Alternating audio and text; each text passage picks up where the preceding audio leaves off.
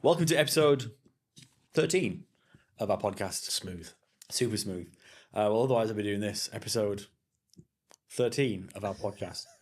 Where today Tristan and I are going to be talking about optimizing your local business on Google. So the GB listing on the right-hand side. I'm going to be talking about why it's important to optimize those, how you can optimize them. Are there any tools that can help you do that and help you gain a deeper insight into that? Why is it important? Spoiler, I think there are going to be some tools later on. Yeah. No. Let's kick it off. Just why should businesses do it? Why is it important? I thought I got the question in there first, but okay. Okay. Why should businesses do it? Because it's important. Because it's important. Yeah. Because it's Job done. Thank you. Tune in next time for episode 14.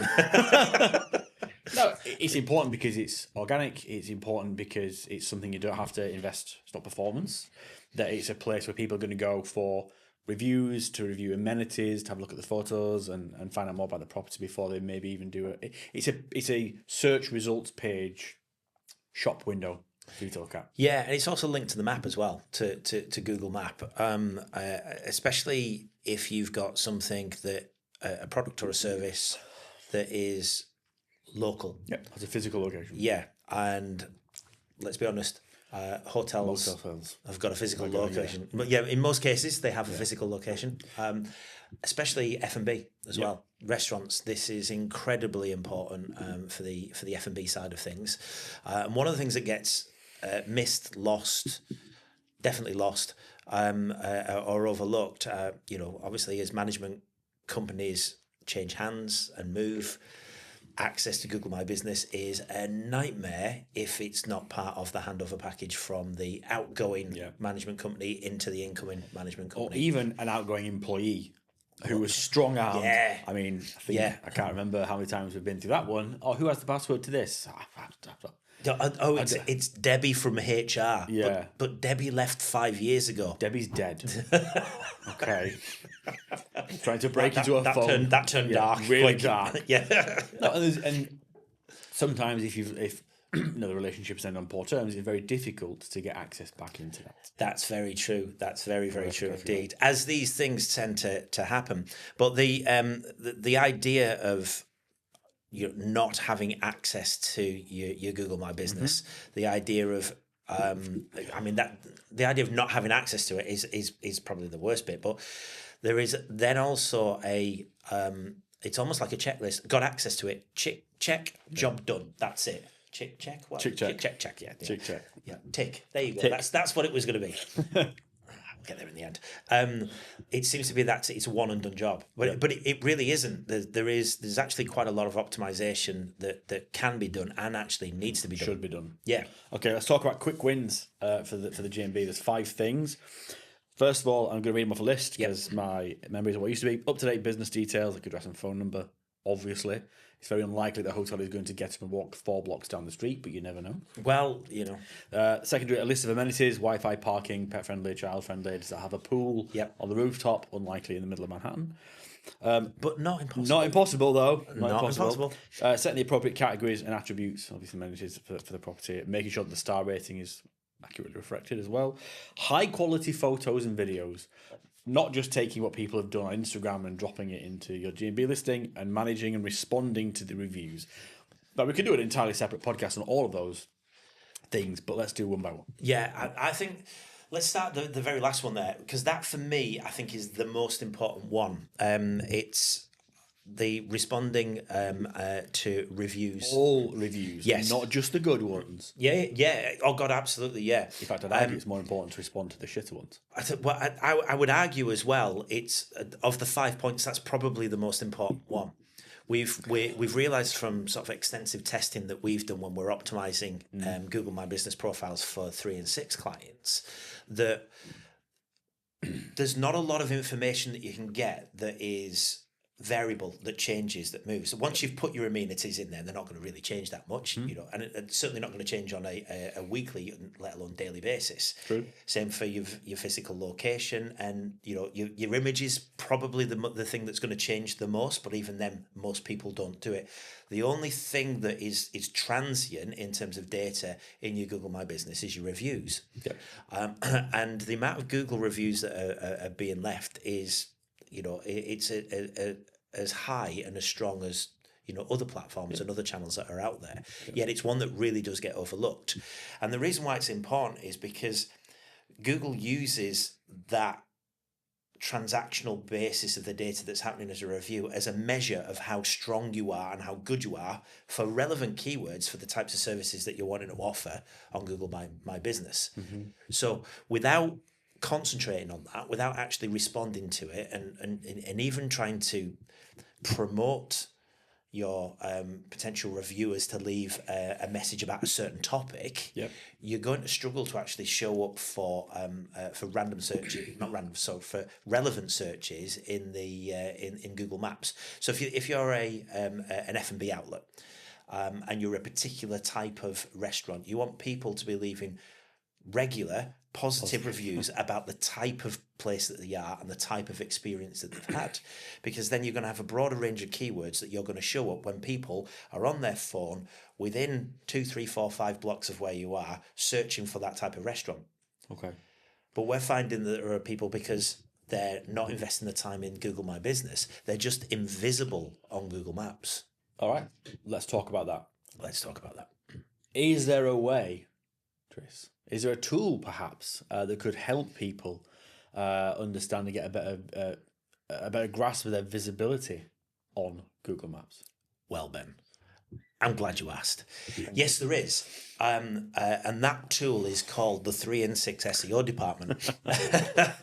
So what we've been able to do is gain access to fairly relevant tools that display in a grid around your geographical location the keyword relevancy, the keyword density, and the position that you are showing for specific keywords that should be pertinent and interesting to your target audience. Yeah, to your target audience, and to your relative location. Here's an example of one. Yeah, can we do that? How do you want to do it? Should we click or clap? I think ping. Ping! Okay, so as you can see from the pinged graph... Did we ping the good one or the bad one? Oh, I don't know. Let's ping the good one first. Okay. Ping! There we go. Okay, ping the good one first. It's getting a bit weird now. Don't make me ping again. I'm going to say, if that's the thing that's making me think this is weird, I'm going to say, probably need to look at a few of And it's episodes. all downhill from here. Okay? But you can see from the... which one we're showing now? The good one. We're pinging the good one. So you can see from the good one that you've got, twos, ones, a couple of threes in there, the relevancy of the particular location. Now, if you look at the two right in the center, that's kind of the location that the grid is being overlaid. So that's you're literally physically on top of the property or the service that's being offered. What's really interesting is that you can see that up in the top left hand corner there are a bunch of ones for the particular keyword that we're looking at here. Yet in the direct vicinity around the property, we're only at 2. That could be that there's increased competition nearby, less competition up in the northwest quadrant. But what it does show is obviously that further you get into Brooklyn, it's becoming more difficult. 3s and 4s in the bottom right hand corner. So this gives us a framework on how we can actually work. Obviously, we'd be speaking with the property and saying, well, is there much traffic that we can get from, further into Brooklyn? Is there more people that are going to come and use the hotel or the F&B or whatever it is that you're currently looking for? But either way, it shows a particularly good overlay of how you're ranking for that particular keyword. Now let's look at a bad one. Let's look at a bad one. Ping. Oh, ping. Ping. Oh, ping. Ping. Okay. So, as you can see here, this is very red. Very, very red. Lots of reds. 20s across the board here. Yeah, so you can see that that's the average position of the keywords. Basically, that means it's non-existent. This property is not going to show up at all in Google My Business. Or the Google My Business profile is not going to show up at all in the maps whenever people are using it, specifically on mobile, but even on desktop as well. So it quite clearly needs a whole bunch of work. A buttload of work doing to it. That's 20 plus across the board, not a particularly strong review. No, but these are really, really great tools, and it's fascinating when you actually start looking at this, because you can look at a whole bunch of keywords and they will all vary for each individual property. It's very similar to your SEO score, very similar to individual keywords and where individual pages are ranking for your website from an SEO point of view. Similar sort of principle, but this is a captivated audience, and for these, certainly the city destinations or heavily concentrated resort destinations as well, which we work with many. The fact that this has been completely overlooked in, I'd probably say 9 out of 10 cases, just shows how much business there is to be won. And if you start to optimize this, it's probably a quicker and easier win than trying to compete for hotels in X.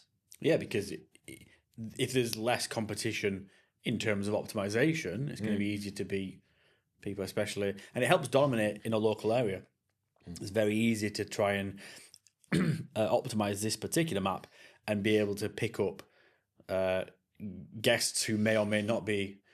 It's easier to dominate this than it is to invest a lot and start pushing into performance marketing and perhaps longer term SEO strategies. So this seems like a much easier win for hotels. Yeah, I mean, it may not have the same volume of direct business. You won't be able to attribute a direct return on ad spend exclusively from optimizing your Google My Business, but at the very least, you will start to see incremental gains over time.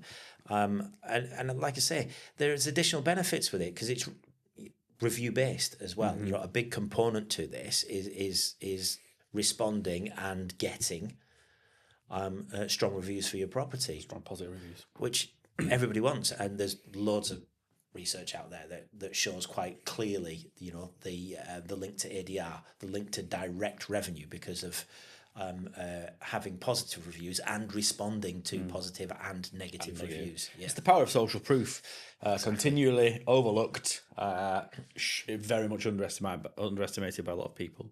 Okay, is it time for a shameless plug? It is time for a shameless plug. We could do just a little I have plug. no shame. Okay, plugs. let's do a shameless plug then. Folks, if you want some colourful dots overlaid on your GMB, contact us. 3&6 will put together an analysis of where you are, where we think you could get to, and how we would get you there. A great tool, very useful, is going to help people, as Tristan mentioned, optimize GMB listings to try and dominate a very uncrowded area of hotel optimization. Hope that's been useful. Until next time, thank you.